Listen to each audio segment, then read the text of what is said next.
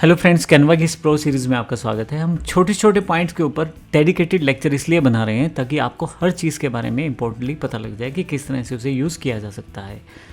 ये जो सेशन है ये शेप्स के बारे में है, किस तरह से आप शेप्स को डिफाइन कर सकते हैं कैनवा में और कैसे आप उन्हें यूज़ कर सकते हैं, क्या क्या रिसाइजिंग या क्या क्या मॉडिफाइंग ऑप्शंस अवेलेबल हैं वो भी जानकारी लेंगे।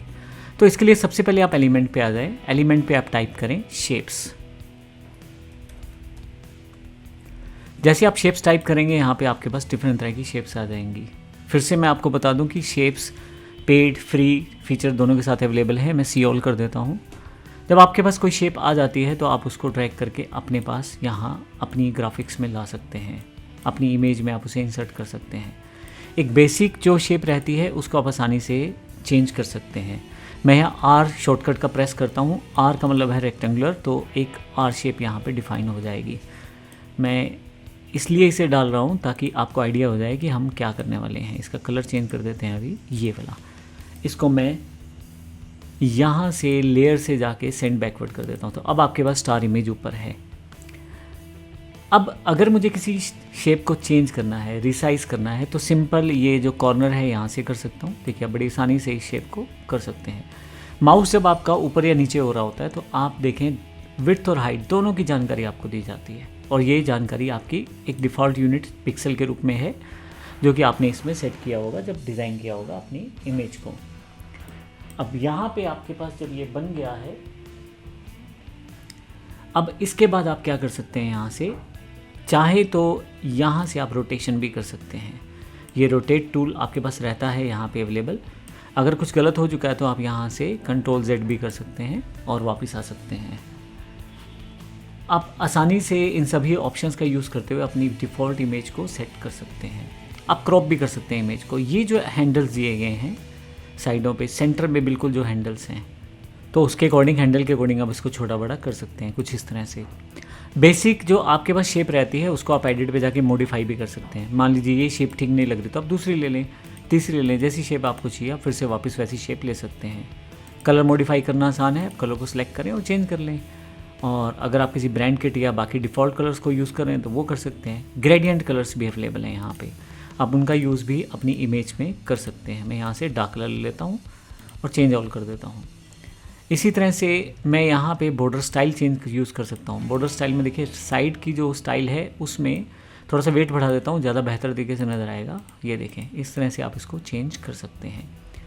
फाइनली कॉर्नर राउंडिंग है वो भी आप सेट कर सकते हैं। देखिए शेप का जो मॉडिफिकेशन बड़े अलग तरीके से हो जाएगा। यहाँ पे साइज़ जो है उसको तो आप यहीं से बड़ा छोटा कर सकते हैं।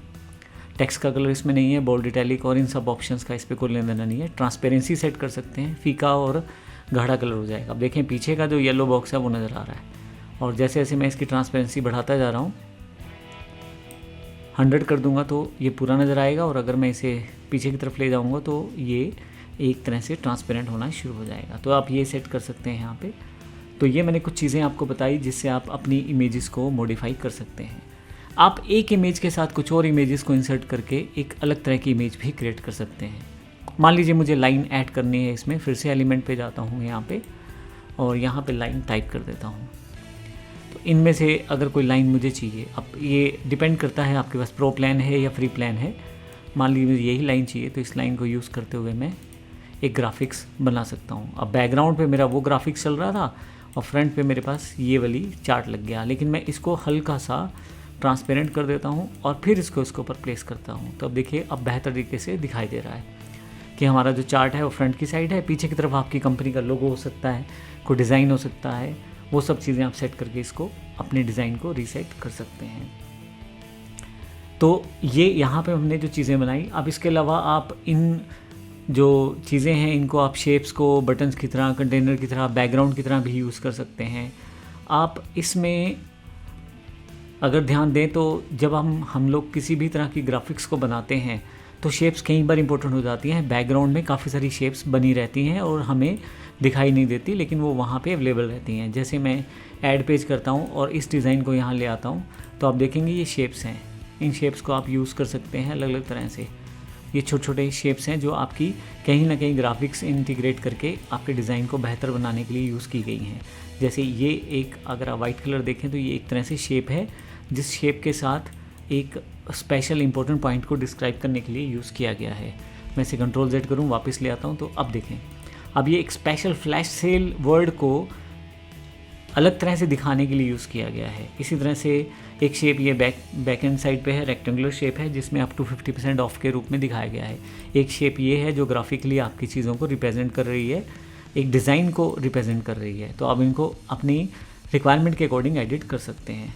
तो ये एक बेसिक सा इंट्रोडक्शन था किस तरह से हम अपनी शेप्स को मॉडिफाई कर सकते हैं या यूज़ कर सकते हैं अपने डिज़ाइंस में। धन्यवाद।